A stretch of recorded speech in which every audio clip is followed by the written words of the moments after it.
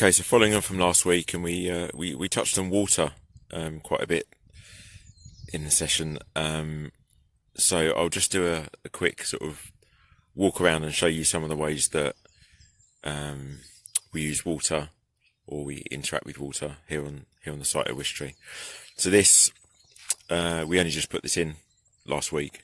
This is a little bridge over a ditch. Okay, so here's another little bridge. This is following on from that one. So that little ditch there comes down here, and this eventually we want to be a nice little proper bridge like that. But for now, it does the job. Just a little wooden platform and a pipe. But this ditch here runs through the land up there, and goes over in that direction and down there and runs down the site.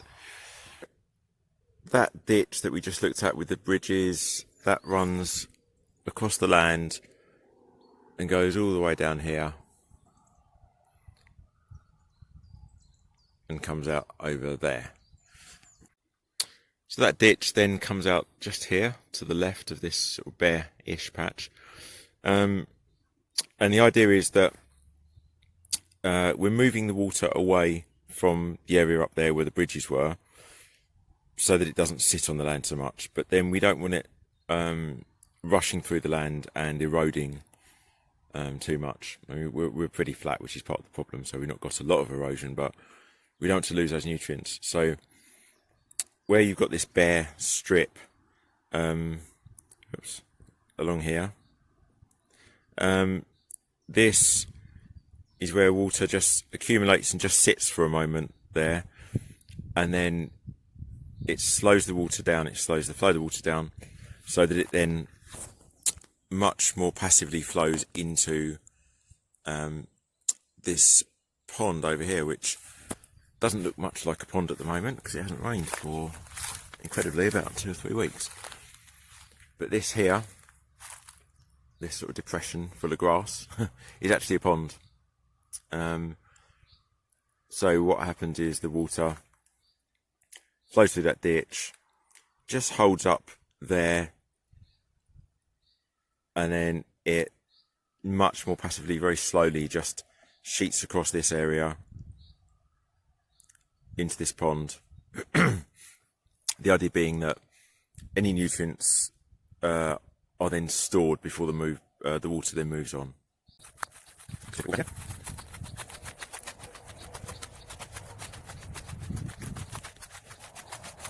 So where the water is flowing, it runs down that ditch from the pond that we just looked at, comes all the way down through here, and then gets held up in this pond, which again is more of a kind of grassy wetland at the moment.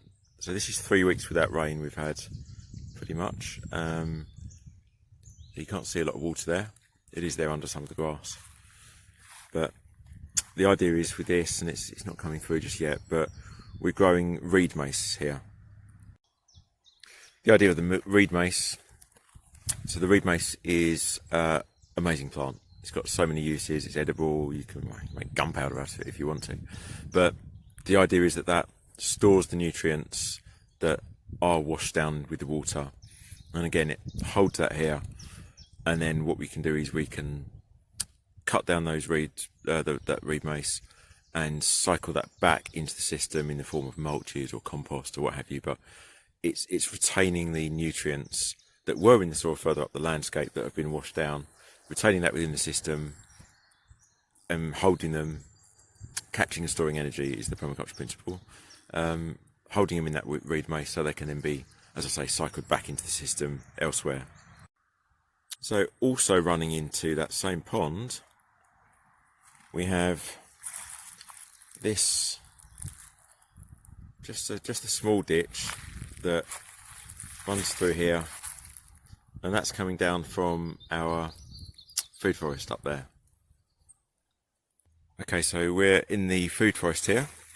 You can see another little ditch with another very basic bridge, just a little plank. So again, we have a ditch that goes around there, links up with another one that comes in from, you can probably see the line of it just along there, So there's another ditch that links up, and they join together to go into this pond up here, which is our kind of main food forest pond. Now, we discovered last year or the year before, when it was really hot, that this really needed to be deeper in places. So we have dug it out a bit more. Again, it looks more like a grassy wetland at the moment, but there is water in there. Okay, so from this pond, we've got a little spillway over here, and it then runs down through this little ditch, past this bamboo, which was here to try and benefit from any excess water. And then that runs down, that's down to that little reed mace pond that we looked at a minute ago. Okay, so from that reed mace pond, the water then runs very passively, comes over the top of that pond and just runs through here, and then picks up again into this little ditch here.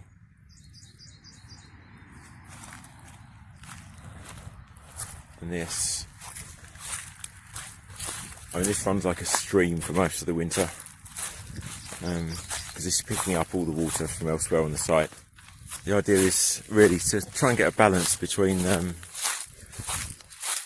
stopping it getting really, really wet where we need it to be a bit drier. I mean, down here it doesn't matter so much because we're not doing so much down here, but where we're growing things up there, further up the land, we want any excess water to run off, really.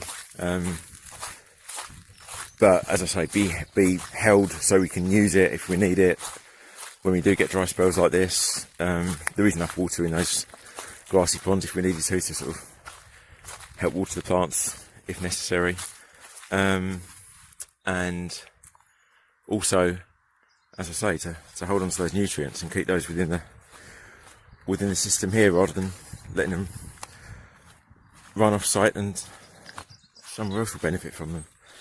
So it's always trying to look at that balance here. That's what we're constantly doing, because water is our biggest limitation, but also obviously 100% necessary. I hope that's given you an idea of how we run water through the land, and move it and then hold it and then move it again and hold it. And we do plan to have more ponds down at the bottom there at some point, and also a big pond here that will pretty much take up this section of rush here. That's the plan. Now, just back to this this little bridge at the top of the food forest, or well, sort of middle of the food forest, I suppose. That gets a bit of catchment from there, but we have yet to link it up with this, which is another pond. So this has it's gone down quite a lot. The level's quite low, relatively speaking. You can see these sort of white bits. It's normally right up there in the winter time when it's full. This sort of depth is standard. It might raise and fall a little bit over the spring, summer. If we get a really dry spell, it might go down, but it hasn't dried out completely yet. That's probably, as it stands now, it's probably 3 feet deep in its deepest places. So there's a decent amount of water in there. There's newts and tadpoles and all sorts in there. And I mean, the last pond to show you really is this, which isn't even really a pond yet. It's just an outline, but this will be a pond. And the idea is that this will then link up. Excuse the cardboard, that's for sheep mulching fruit tree that's there. The idea is that then we need to put in a pipe, but that will come across here and link up with this pond that we just looked at, and then that will then overflow down into that rest of that system. But we're still in the observation phase of this, really, and just seeing how these ponds go up here before we start linking them up, because we need to know where we're linking them up to and why, and yeah, all those questions still to be answered fully. Just briefly, this is what we have. Very, very basic, standard water butts just set up. This is for watering the nursery and our sort of polytunnel and greenhouse. Yeah, I mean, really nothing fancy, just a straightforward little gutter off these sheds and greenhouses around here. And the plan is to we've got an IBC, one of the big water containers that's kind of lying around without really being used. So the catchment off those sort of sheds and greenhouses, this is the other side of them.